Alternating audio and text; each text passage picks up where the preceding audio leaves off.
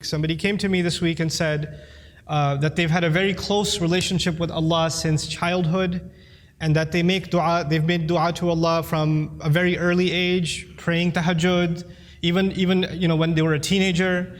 And whenever they asked Allah for something, Allah provided. This person actually had a pretty tough life.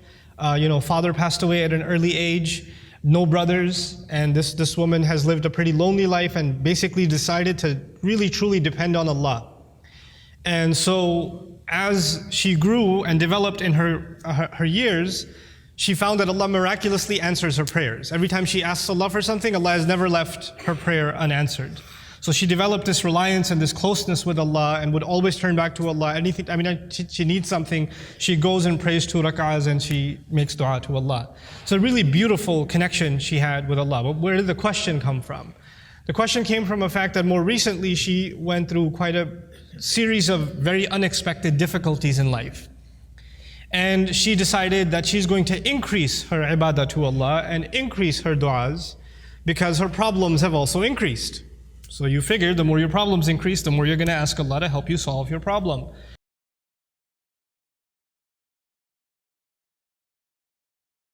And so she does that, and she prays like she's never prayed before, fasts like she's never fasted before, begs Allah, cries to Allah, sheds tears before Allah like she's never done before, but the problems keep getting worse. They don't get any better. And she starts thinking to herself, maybe Allah is not happy with me, because before I used to pray and everything used to get answered.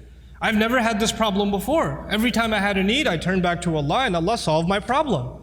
But now I'm making dua after dua after dua, and I continue to beg Allah, and my problems are not getting solved, they're only getting worse. What could possibly be the reason? And in her mind, the reason was, I must have done something wrong. Allah must no longer be answering my prayers because somehow I've been disqualified. I'm not in Allah's good books anymore. The reason I decided to give this khutbah is that this is a very common notion that can creep into somebody's mind. We make dua, every human being makes dua, and we're expecting that Allah Azza wa Jal will give us an answer. We're hoping that Allah will solve our problem. There are two kinds of du'as basically, for most of us. The one kind of dua, and I'm talking about the ones we make for ourselves. One kind of dua is we want a problem that we have right now to be solved. We have an issue, we have some circumstance, and we want Allah Azza wa Jal to protect us from falling into a worse problem, to secure the good things that we have, etc. And of course we make dua for our future. We make dua for ourselves, our children, and to take care of things in the future. Ya Allah, things are good right now, Ya Allah, keep them this way. Preserve what we have here. These are the kinds of duas that we make for ourselves. The thing that I wanted to highlight, and I've talked about this in another khutbah, but today's khutbah is slightly different, on a slightly different note, and that's why I chose Maryam Salamun Alayha. But the first thing I wanted to highlight is a quick reminder to all of you, is that your dua getting answered immediately or not getting answered immediately has nothing to do with whether or not Allah is happy with you. It has nothing to do with that. There's no connection between those two things. And even if there was a connection, you will never know. You cannot guess what the reason is. You have the case of Nuh alayhi salam, who was a very loving father. He made da'wah, he invited his people to Islam for 950 years. Can you imagine? You think he made dua for his son? You think he made dua for his wife? All those years? Or he didn't care about them? Someone who cares so much about his nation, they spit on him, they insult him, and he goes back to them and makes dua for them 950 years. You think he ignored his own son, his own wife? All those years of dua, and they didn't change.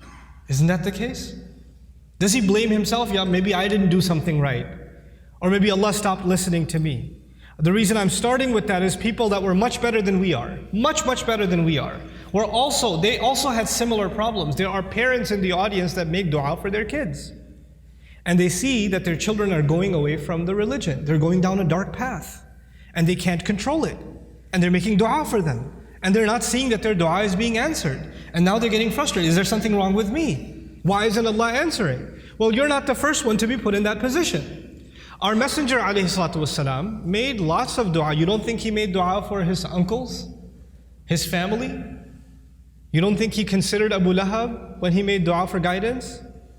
And if he did, Despite all of that loving dua, Allah Azza wa Jalla will Himself tell him, إِنَّكَ لَا تَهْدِي مَنْ أَحْبَبْتَ. You don't get to guide who you love. You know, there are people among us, there are children among us who wish their parents or their elders were acting in a more guided way. I've met so many young people whose parents are in a haram, explicitly haram business. And the children, the son and the daughter is trying to tell the father and the mother, please get out of this. We're dependent on you, you're paying my college tuition, you're providing for us, but you're providing for us from haram income. And I'm not in a position to provide for the family right now, but this is wrong. And then they're told you're being disrespectful, you shouldn't talk back to your parents, etc., etc. Now, it's the flip side. It's the children making dua for the guidance of their parents. But things aren't changing. Things are where they were. These frustrating situations happen. And then on top of that are situations like health calamity. Not just family problems, but health calamity. Or you can't find a job, you have money problems. And you're making dua to Allah. You ask yourself, I even did i'tikaf last year. And I kept making dua and I didn't pick my head up from sajda all night long, and still I have this problem. Still it didn't go anywhere. So the first thing I want to remind myself and all of you is that prophets alayhimussalatu, all of them, much before us, Allah mentions their du'as consistently in the Quran. And Allah also mentions their problems consistently in the Quran. You don't think, for example, that Yaqub alayhi salam, the father of 12 sons, made dua for all of his sons? And especially for his son Yusuf, when he lost his son Yusuf, you don't think he made dua for Yusuf's safety, that Yusuf should come back home, that he could look at his beautiful son once again? We know that he cried so much he lost his eyesight. Ibiyaddat aynahu. He lost his eyes over crying over his son. And all of those du'as for so many years go unanswered, and then eventually they get answered. We are going to go through difficulty in life. And all of our problems are not going to be solved because we made a dua to Allah. Understand the reality of dua. What is the purpose of dua? We often confuse dua with talab. Talab in Arabic means to ask for something, to demand something. Dua means literally to call. That's what it means. Da'awtukum, I called you, I invited you, I cried out to you. This is dua. When we make dua to Allah, sometimes in that dua we are making demands. It's true. We're making requests. But we should never forget that all of those requests, you know what they are at the end of the day? It's a humble slave of Allah turning back to Allah and begging Allah to help him with whatever problem. But it's more than Allah solving your problem. It's just the act that you communicated with Allah that's the most valuable thing. The fact that you actually engaged Allah in conversation, that is the goal in the end. Whether or not Allah will solve your problem immediately is a separate problem. And I want to share just a quick thing about that, then I come to Maryam salamun alayha. Sometimes you go through problems and you ask yourself, what is my fault in all of this? Why do I have to go through these problems? What did I do to deserve this? Let me ask you this. Yusuf alayhi salam was a child, right? A child by definition is innocent. What did a child do to deserve being kidnapped? What has a child ever done to deserve being thrown inside of a well in the middle of the woods? What has a child ever done to deserve being sold as a child slave in a different land? What is that when he grows up as a young man, what did he ever do to deserve being thrown in jail over a false accusation? And he spent many years in jail, not because of something he did. He was innocent. And he spent all those years in jail. He went through situations in life that if anybody else went through those situations, you'll say, life is unfair, man, what are you going to do? Life is unfair. You know? Sometimes you and I go through difficulty because Allah knows something better is coming. Sometimes that better thing that is coming is for you. Sometimes it's for somebody else. Sometimes it's not for you. Sometimes it's for somebody else. Sometimes the benefit of your difficulty will come back to you. The return will come back to you while you are still alive. Sometimes the return is meant to come back to you after you go back to Allah. What happened with Yusuf alayhi salam? A father was separated from a child. It's a tragedy, isn't it? But imagine if he was never kidnapped, he would never be in the well. If he was never in the well, he would never end up in Egypt. If he was never in Egypt, he would have never grown up there and been thrown into prison. If he was never in prison, he would have never met those two guys he met in prison, whose dream he interpreted. If he never met those two people, one of them who got to live and go back to the king, and when the king saw a dream, a strange dream, he would have never said, wait, I know someone who can help interpret your dream. And if that never happened, and you know what that dream was? 7 good years in the country, and 7 years there's not going to be any crop, any produce, any harvest. People are going to starve to death. If Yusuf was not in prison, alayhi salam, and then was taken out to interpret that dream, at that time, there would have been an economic, financial, social crisis in the country, and hundreds of thousands of children would have starved to death. One child suffered for a few years, but because of that child suffering, Allah's plan was to save a lot of families, a lot of fathers and mothers from losing their children to starvation. Because of the plan that Yusuf alayhi salam came back when he interpreted the dream and gave, when he became the treasurer. Now I get to Maryam salamun alayha, and I really, when she spoke to me, I remembered her, because the thing with Maryam salamun alayha was, even when she was young, her birth was strange. It was mentioned in the Quran. Not many people's birth is mentioned in the Quran. And she, the mother was expecting a son, but she had a daughter instead. And Allah says, "Laysa dhakaru kal untha," which has a multiple layers of meaning, but I'll just highlight one of them. This girl is like no other boy. This girl is special.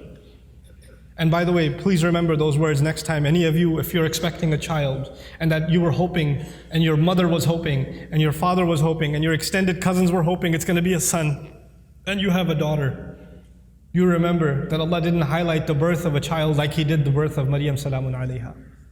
It's an honor to have a daughter. It's a gift of Allah to have a daughter.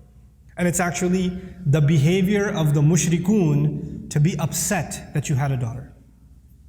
ظَلَّ وَجْهُهُ مُسْوَدًّا وَهُوَ كَظِيمٌ. His face turns dark and he's depressed. He's swallowing his upset attitude because he had a girl.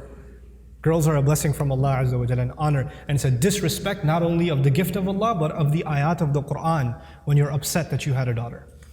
You should be mindful of that. But that's on a side note. This child is born. She's actually given a special place in what was then the central house of Allah. And Zakaria alayhi salam used to take care of her, and every time he used to come to visit her to make sure she's doing okay, because she was dedicated living in the house of Allah. كُلَّمَا دَخَلَ عَلَيْهَا زَكَرِيَّا الْمِحْرَابِ وَجَدَ عِنْدَهَا رِزْقًا. Every time he'd walk in, he'd see food in front of her, and he'd say, where did you get these fruits? These fruits don't even grow here. And these fruits aren't even from this season. These fruits grow in the winter, these fruits go in the summer, you have them in off season. Where did you get them from? She would respond, قَالَتْ هُوَ مِنْ عِنْدِ اللَّهِ. These come especially from Allah. These fruits come to me from Allah. Imagine somebody whose du'as are answered in a way that's special delivery from the sky of food for this woman. And so when this sister was telling me her du'as get answered in life, I remembered Maryam salamun alayha and how miraculously Allah would intervene and provide for her even matters like food. Things that we can get up and get ourselves. She didn't even have to get up for that. Very special child, very special woman. And so about this woman, what I wanted to share with you is later on in life what happens to her. When she's a young woman, angels visit her, tell her that she's going to have a child. The first thought in her mind, I'm not married. What do you mean I'm going to have a child? لَمْ يَمْسَسْنِي بَشَرٌ. No man has ever touched me. What in the world do you mean I'm going to have a child? كَذَلِكِ قَالَ هُوَ رَبُّكِ. That is how your master declared it. I'm sorry, we're just here to deliver the news. We're not here to negotiate whether this is going to happen or not. That decision has been made. You're having a baby. Now she's in shock. What am I going to do? She's going to turn back to Allah and hope that this will not happen to her, but it's going to happen. And I'll fast forward a little bit for you, just so you appreciate what happened to this woman. After she had the baby,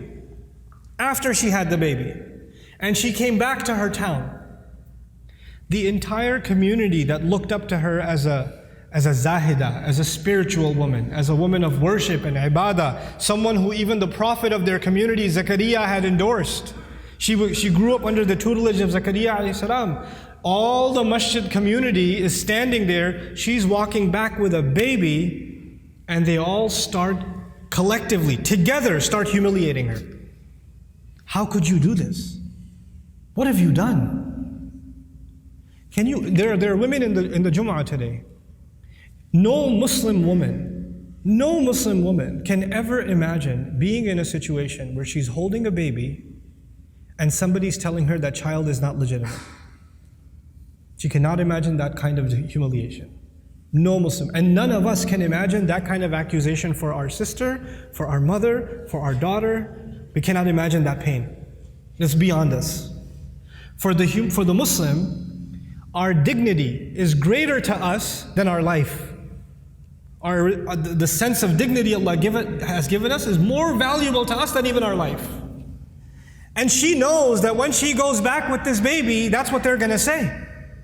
It's one thing that they might be saying it behind her back. They're saying it in public, in front of her. In front of her. Now I want to take you back to how she dealt with this problem. Because no amount of dua she made is going to change what Allah has decided. Allah has decided that she has to face this. She has to stand in front of this. And what does she do? When the child comes, as she's about to deliver the child, she says, Ya laytani mittu qabla hadha. She says, if only I could die before this happens. Hopefully I die giving birth. It's all on her mind. Because that will be an easy escape from what is coming.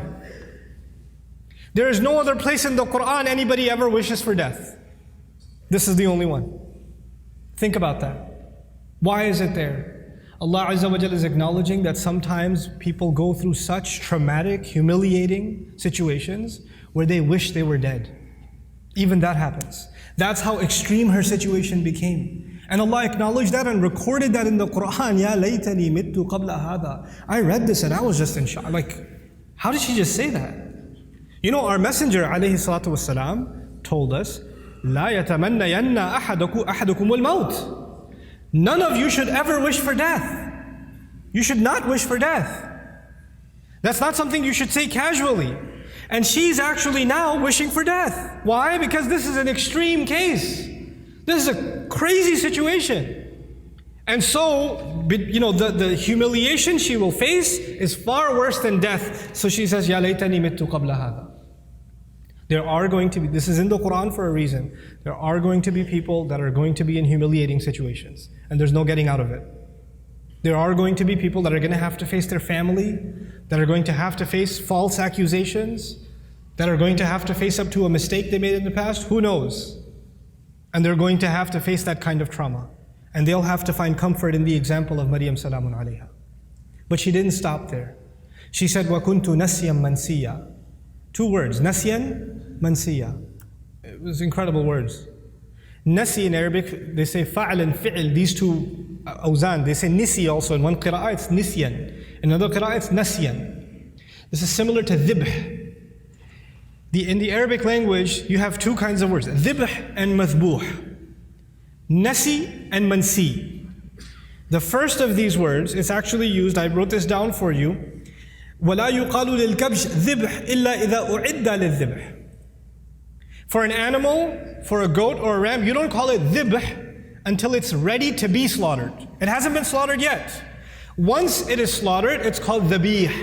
It's called madhbuh. Not before. Before it's called dhibh. She uses 2 words. Common translations say, I wish I was dead, I wish I was forgotten. That's what the translation says. But there are 2 words of being forgotten. One of those words, nasyan, actually means I wish, even though, because she's away from the masjid, right? She's not back home. I hope nobody ever misses me. They don't even ask the question, where did Maryam go? I wish I could be invisible, forgotten from people's memories right now, and nobody even has the thought of me. This is nasi. Nobody even thinks I existed. There are people that go through the kind of depression and anxiety where they don't come out of home. They don't leave home. They don't pick up phone calls. They don't answer text messages. They get anxious being around people. They're going through so much trauma that they wish they were forgotten. As a matter of fact, even if somebody knocks on the door, they say, I wish they didn't remember me. I wish I didn't have to face anybody. They want to just crawl away, but just be by themselves. This is nasyan. And she's hoping already that she dies. And nobody even comes looking. And then later on, even if years go by and nobody found out what happened to her, mansiyan. She's completely forgotten. There's no memory of her in the future either. I hope nobody thinks of me right now and I become invisible in the future also. I wanted to highlight this woman's trial because this is a woman of dua whose duas used to get answered immediately. She didn't even have to ask for food and it used to come. And this is the situation Allah put her in. This is the trial that Allah put her in. Think about that. This is not because Allah hates her. This is not because Allah forgot about her. This is not because Allah wants to humiliate her. This is actually, all of this ended up becoming Allah honoring her.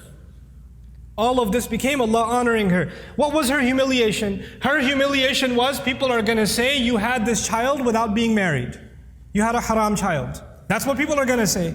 And what was the child's name? You know? His name was Isa. There is no other prophet in the Quran who, when Allah mentions their name, He honors their parents also.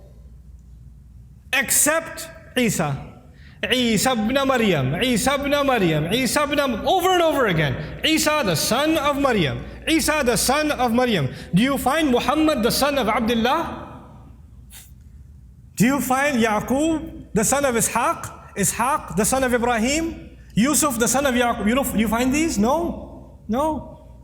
Every time Allah honors that messenger, alayhi salatu, or not every time, but multiple times, when Allah honors that messenger, He honors his mother. And by the way, this is important because for the Arabs, when you say Ibn, or for even the Semitic people, when you say Ibn, right after Ibn, you mention the father's name. You mention the father's name. Your last name comes from your father. Allah goes out of His way to remind people that no, He has no father, and we are going to go out of our way to honor that mother. Isa ibn Maryam, every time. Allah mentioned that humiliation for another reason, and I close with that. I told you last time, and earlier on in this khutbah, sometimes your pain is going to be a relief for other people. You're going through difficulty because it's meant to serve a greater cause than yourself, and you will be the sadaqah jariyah for them. You'll be a way of goodness for them. This is the pain of Maryam salamun alayha. Every time a woman is humiliated, every time a woman is falsely accused, every time a woman wishes she was dead, then to face what she's supposed to face, then she's going to find comfort in Maryam salamun alayha. And every time she finds that comfort, the rank of Maryam rises again and again and again and again. SubhanAllah. Our du'as are a means by which we connect to Allah. Our du'as are not a means by which this world becomes heaven. This world is going to be full of trials. People that were much better than we are had difficulty in life. That's okay. لَقَدْ خَلَقْنَا الْإِنسَانَ فِي كَبَدٍ. We created all human beings in toil and labor and struggle. Struggle is a part of life. The purpose of dua is to help you and me deal with those struggles and to never forget that Allah is with us, whether it's hard times or easy times. May Allah Azza wa Jal not make us people that lose faith. May Allah Azza wa Jal honor us and help us remember that no matter how much people try to humiliate you, people try to put you down, people insult you like they did Maryam salamun alayha, Allah still honors you.